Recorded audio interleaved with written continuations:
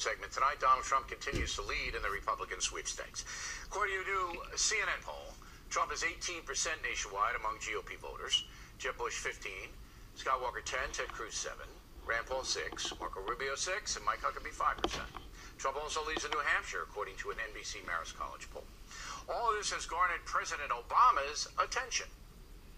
When you look at what's happened with Mr. Trump, when he's made some of the remarks that, for example, challenged the heroism of Mr. McCain. In 18 months, I'm turning over the keys. I want to make sure I'm turning over the keys to somebody who is serious about the serious problems that the country faces and the world faces.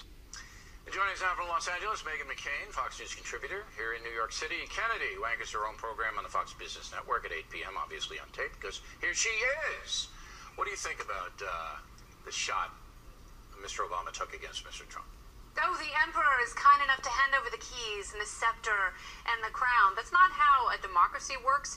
People are actually kicking him out of office if they could. A lot of people are going to vote against President Obama, and I think that's why you are seeing so much excitement and robust enthusiasm for but why would Obama, over in Ethiopia, Africa, why would he even bother mentioning Donald Trump? Because he is a narcissistic blowhard, because he is a person who cannot extricate himself in the political process. He thinks the entire thing revolves around him and always will. Because he doesn't have anything to do with the Republican sweepstakes. What do you think, Meghan? Why would the President of the United States, in a forum in Africa, and believe me, I don't even think the Africans are really following the primary season real closely, with Boko Haram burning down their villages. That interferes with cable, by the way. Why do you think the president would mention Donald Trump? I agree with Kennedy. I think he can't help himself but interject himself into this conversation. I don't get it at all. If anything, today is a very good day for Donald Trump, because once you have President Obama attacking you, you're a real deal. He's a real candidate. And, if I were on Donald Trump's campaign, today is a good day for him. I agree with that. I think that he elevates Mr. Trump to a place that it looks like the president's almost afraid of him.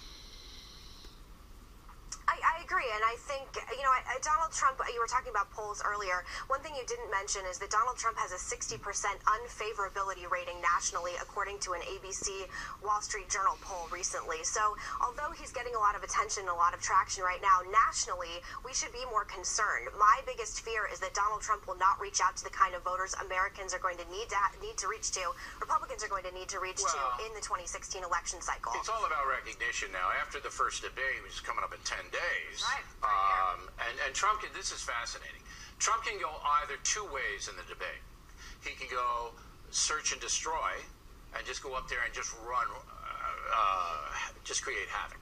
Just attack, boom, boom, boom, attack, attack, attack. Or he can be the statesman and surprise everybody by not attacking and basically staying on the issues. Your prediction, Kennedy? My prediction is he starts out as statesman because ultimately the guy likes being liked. He loves being loved.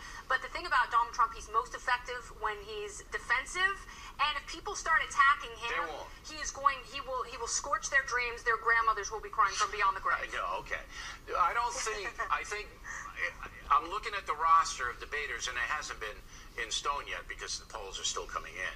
I don't see anybody going after Trump directly, except maybe Ted Cruz, as Brit Hume pointed out earlier in the program. Cruz has got the most to gain by diminishing Trump. But I think Kennedy's right. If you go after Trump, he doesn't like that, and he comes, right back at you, and, all hell could break loose. It's the guys in the middle. I think the candidates...